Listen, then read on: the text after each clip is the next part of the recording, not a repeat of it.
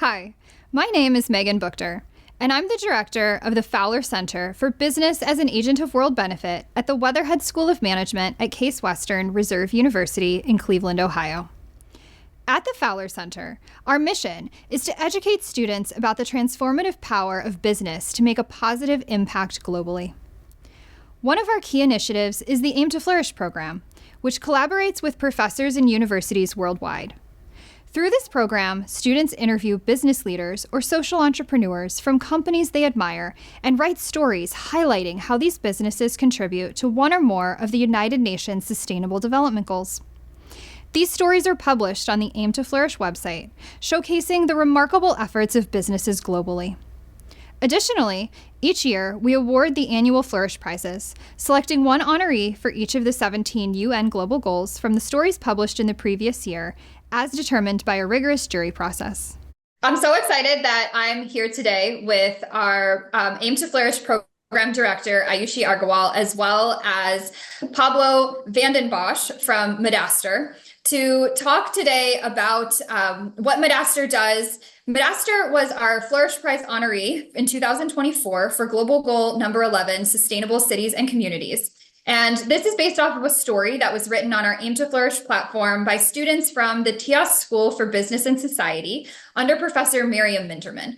We're super excited that these students have shared this story with us and that we're able to really celebrate Madaster and the great work that they're doing, as well as have this conversation today with Pablo. So I'm going to start today by asking Pablo to just tell us a little bit about Madaster and maybe what inspired the creation of this business. Thank you very much for having me here. And as you did, thanks to the students and TIAS, the TIAS school as well, because it's great to be an honoree and a great opportunity to explain what we're doing. And TIAS, the TIAS school as well, because it's great to be an honoree and a great opportunity to explain what we're doing. First of all, Madaster, you think, what a strange name. Madaster comes from the cadaster, which is an initiative from the Romans very long time ago, and it's about land registry. So even in America, the public parks are registered in an American cadaster. What we did, we just changed the first name into the M from materials. So what we are a register for products and materials that are applied in the built environment. And the reason that we do that is if you write down what you have, you know what it is, it has a value, and when you don't need it anymore, you can exactly see what's the product or the material and can I reuse it. So by writing down, giving an identity to products and materials, creating even passports with it, we can support a circular economy where you don't have to take, make, and waste, but take, make, and reuse. That's what we do. Thank you, Pablo. We love that history lesson from you. What inspired you to start Madaster? We are just curious to hear about that too. The inspiration to get started came from an architect, a construction architect.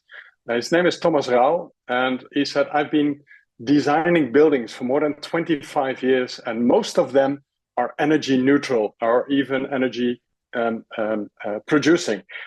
But he said, one of the things that I think that needs to be done is, instead of only looking at energy consumption, what about all the materials that are part of it? Because we try to make them energy efficient, but what about material efficient? And his statement is, the world is a closed system where every material is like a one of a kind. It's a piece of art.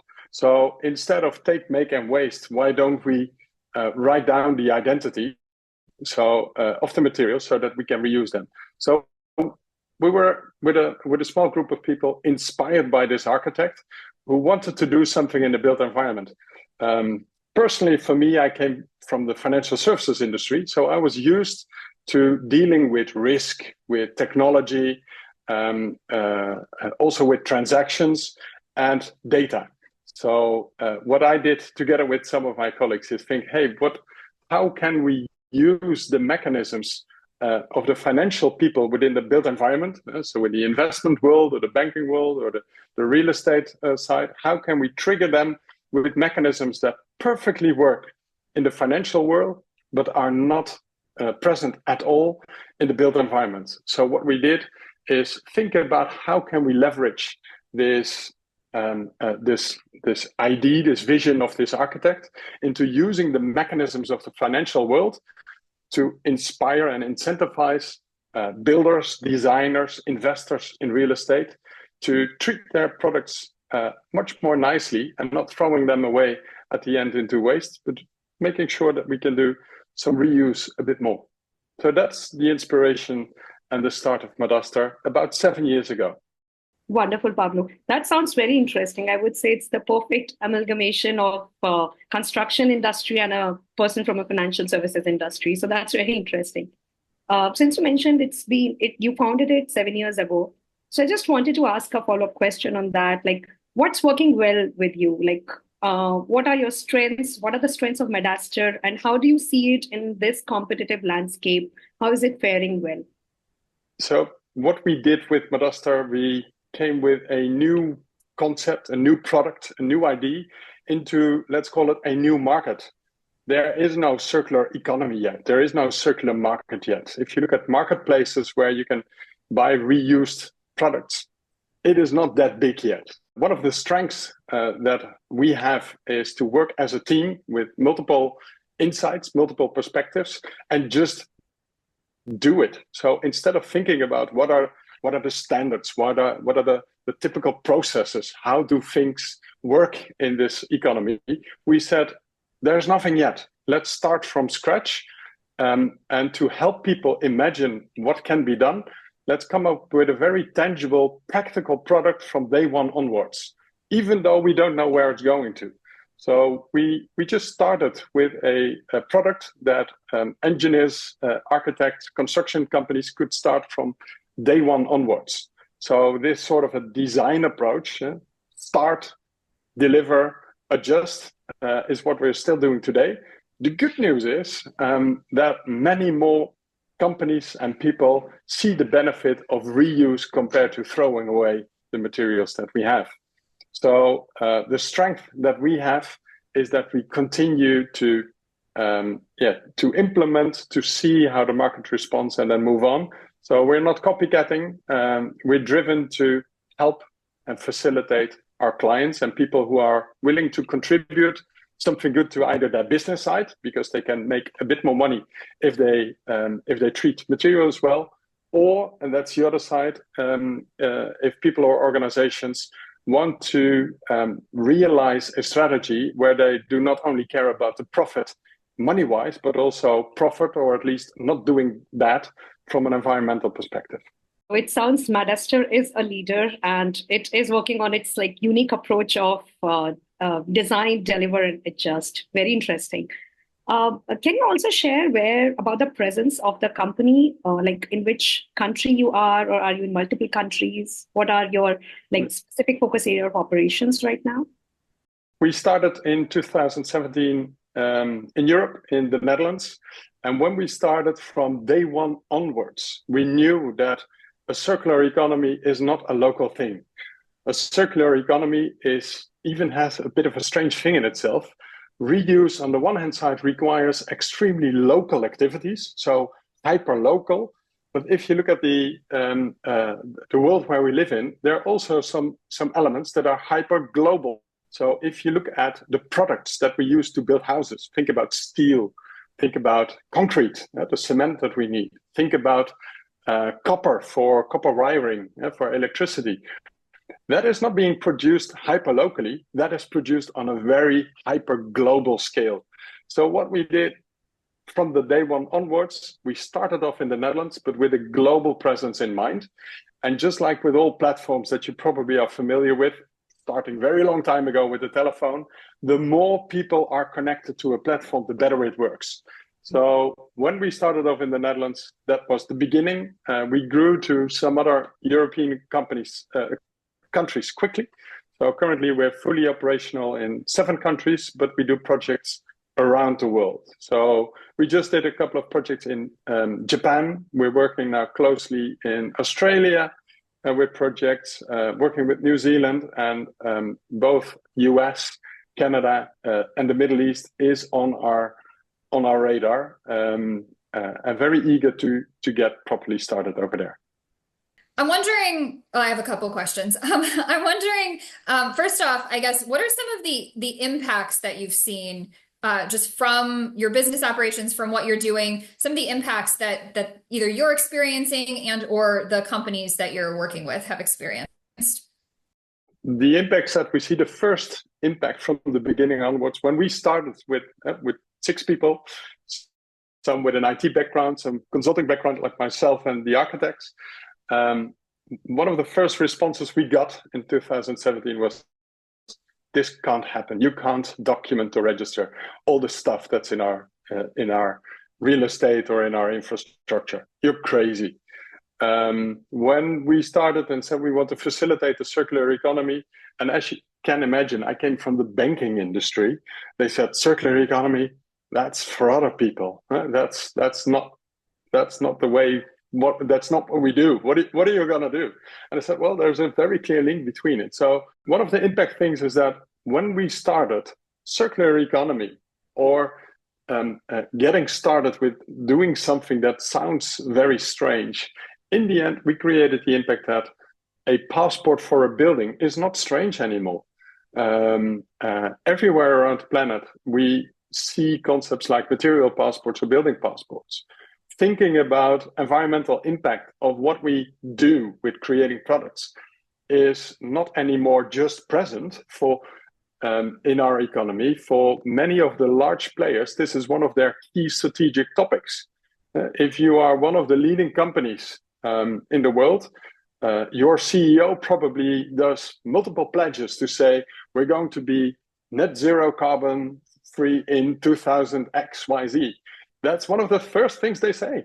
They're not saying it is our ambition to make more money. It is we want to be good for the planet.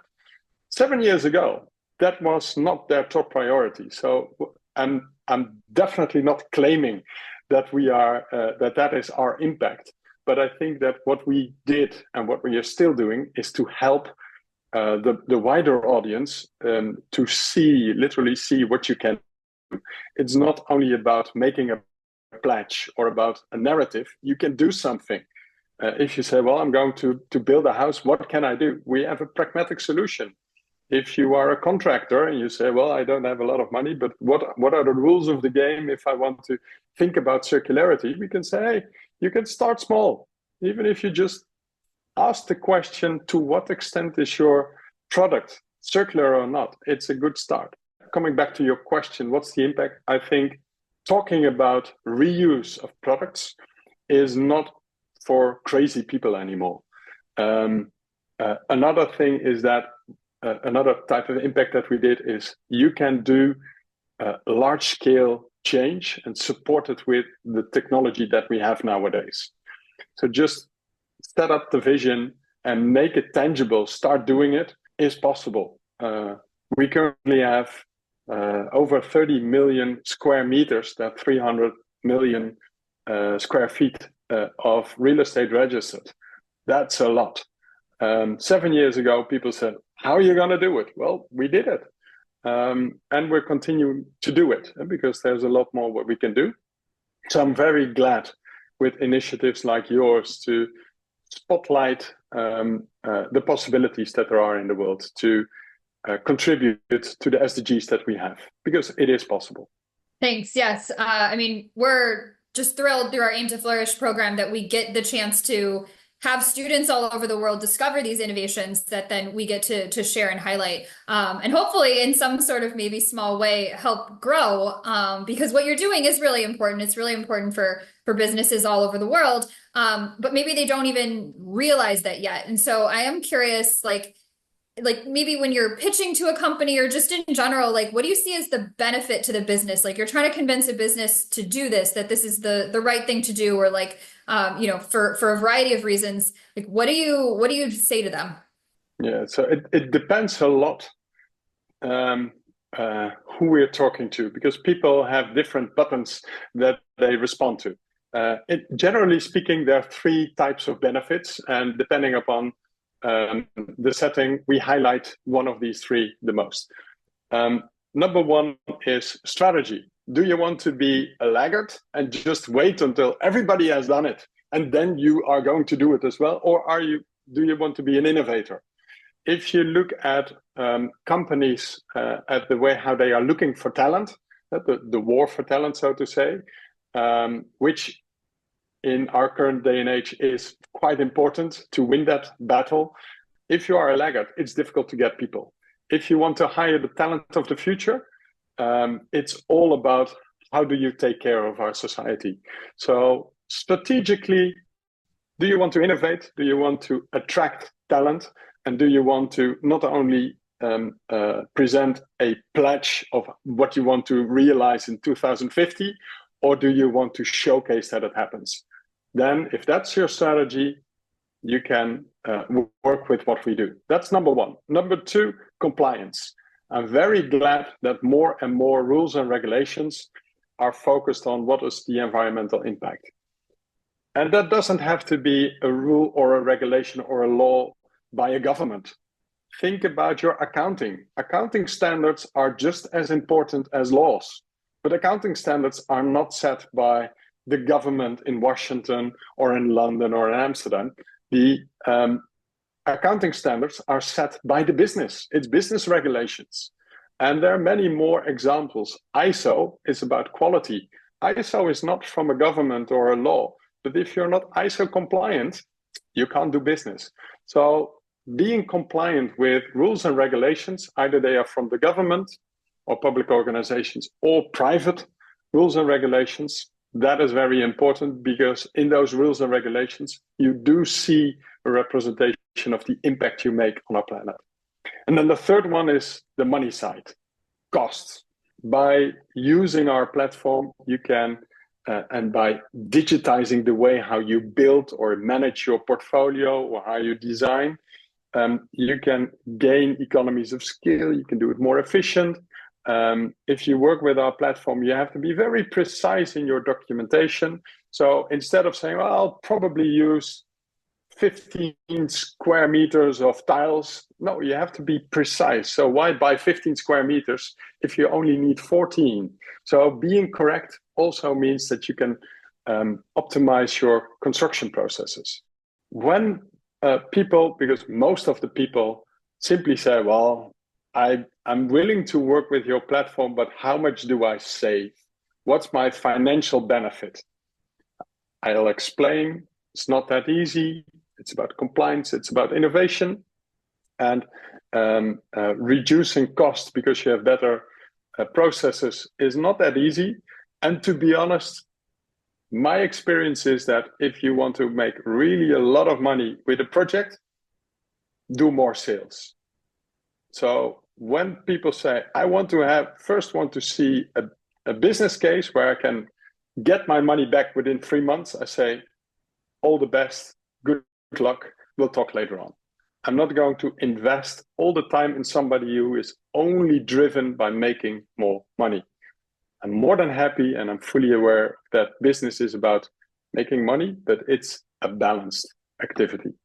So we'd like to work with clients that have a strategy that's innovative, that wants to lead in their market segment, that wants to comply with what's happening in our society, and a client that is aware of costs, but also aware that you first need to invest in becoming better.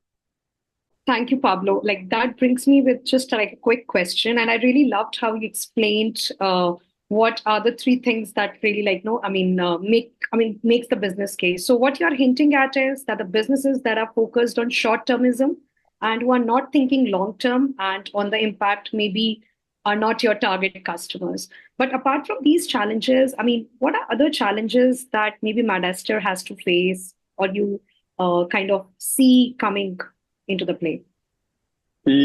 As I stated a couple of years ago, when we started circular economy or using data insights, and data transparency was definitely not as well developed as it is right now. If you look at what is circularity or what is environmental impact, how much carbon emissions do take place with the production of a particular product, that still is a new part of science.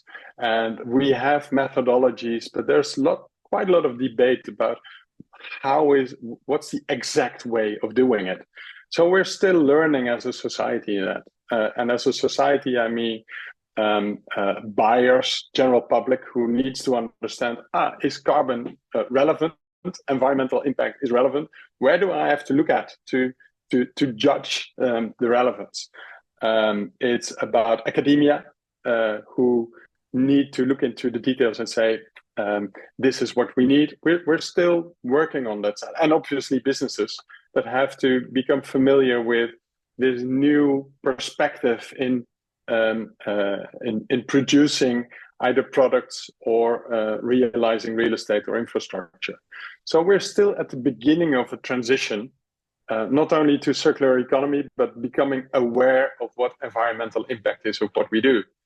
I think a couple of years ago, there was quite a large group of people who still said, is it relevant to do something about environmental impact? I think the majority, even on a global scale, is now aware of what's happening, for instance, with our climate. I think the majority is aware. Not everybody, not the majority is aware that we need to take action to do something about it. And that's why we're helping. So we're still at the beginning of a transition phase. And that is one of the challenges, because very often, why should you step in something if it's not crystallized yet? So that's one of the interesting challenges. For us, it means be very aware of what's happening and be agile. So adjust what we do if there's a new insight or a new way of working. What we see right now, that it's all about carbon, embodied carbon, carbon in use, so how much energy is used to heat or cool a building. But we see as well that there is a more the view on scarcity of materials is also increasing, because we are experiencing what's happening if there is a global pandemic going on.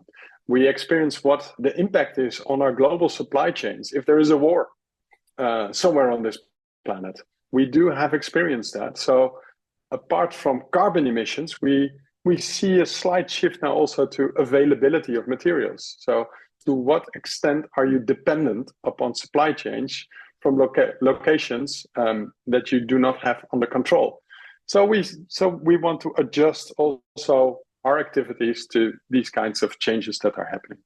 That brings up an interesting question for me, which is, so you've been around for 7 years, but I imagine that being in this space of like buildings, you're kind of in this for for the long term, there's a long game here, because you build a building and it doesn't immediately come down. So I'm curious, how have you gotten to the point where you're seeing the reuse of materials and seeing those being recycled and seeing those being, implemented in the creation of something new?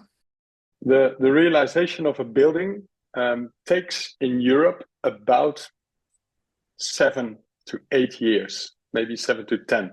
From the first idea to getting a permit and build it, 7 years, not strange. I think also in the US and in a lot of countries, it is quite a lot of years. Tearing down a building is, by the way, 7 weeks. So you see, so we started 7 years ago, and we do experience that it just takes a long time before it is being implemented. But if you go, I hope you don't have to go to it, but if you go to a hospital, what if you enter the building and you see that the entire hospital is 15 years old? So all the instruments, all the mechanics, everything that you see is 15 years old. You probably think, I go to another hospital, because healthcare is changing all the time. So the way how you are being treated as a patient. So what's the environment where you enter? Do you want to enter a hospital of the 80s? That's definitely different than how you enter it right now. So we see that, for instance, in hospitals, but also in logistical systems, warehouses, the change is rather quickly. Think about a data center. How long do you think a data center lasts? These computers run for ages, but the economic lifetime of a data center nowadays is maybe 3-4 years. And what's happening then? Throw out the stuff, put in new stuff. So when we think about a beautifully designed mansion somewhere, yes, you build that and it lasts for 50, 100, or 200 years. But think about a data center. think about a hospital, think about a warehouse, think about an office. It is being changed rapidly. So yes, we do see that it changes. Not the structure or the foundation, but the interior, the installations. You don't want to step into an elevator that's 40 years old. Elevators are always newer. They're always being renewed.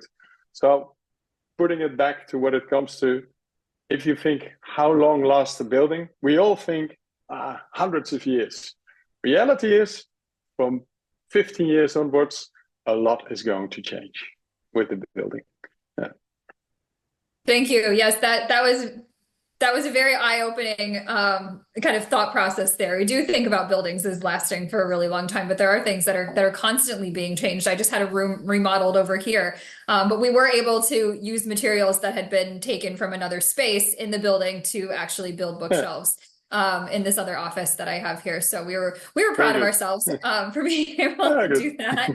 But you're right, like we're constantly making changes here in the building. Ayushi, I want to give you a chance if you have any other questions before I ask the last one that I have. I think we are good. Like, I mean, this conversation, I think I can keep asking questions with Pablo and keep like talking and chatting. Like, I really loved when he spoke about the challenge that like no measurement of any kind of metric for impact is like really challenging. And the roadblock in the thought process that we all have, that whether this creates, I mean, when the businesses actually like are contacting you or taking up, okay, do I see a benefit? Is there any revenue or is there any immediate cost saving for me? And then only I'm going to go ahead. So I think we need to kind of shift that mindsets. And I'm really happy and honored that we got a chance to actually speak with you, Pablo, and get to know the work of Madaster. And yes, I'm truly honored. So Megan, I think we can just go ahead with our most asked and our most loved question. Go ahead. Okay, our question to all of our interviewees, and it's bringing in kind of the appreciative inquiry aspect of the interviews that we do. We have the students do. But so here's the question. So imagine that tonight you fall asleep and you sleep so well, you're in the deepest sleep that you've ever experienced, because when you wake up, it is 2030. And everything that you want to come true has come true. So you wake up into this world where Madaster looks exactly like you had hoped, today in 2024. And so what is that vision? What is that vision? What does it look like in 2030 when you wake up for Madaster, for the world? What do you see? It's a world where we have a thriving economy where that flourishes, where that what we do creates value instead of a negative impact. So by being busy, by doing new stuff, by innovating instead of doing bad things, it has a positive impact on the environment in which we live. With a prospering economy, without doing bad for other people, for other animals, or for the planet in which we live. That is definitely what I would like to see and what I think is going to happen in any way. Yeah. That's great. Thank you so much. We're very honored to hear your vision. We enjoy hearing the vision of all of the business leaders and entrepreneurs that we get a chance to talk to. And like Ayushi said, it really has been an absolute pleasure and true honor to get the chance to talk to you today and hear about Madaster and the amazing work that you're doing. And we cannot wait to continue to follow up with you and kind of hear more and more about your journey as it continues.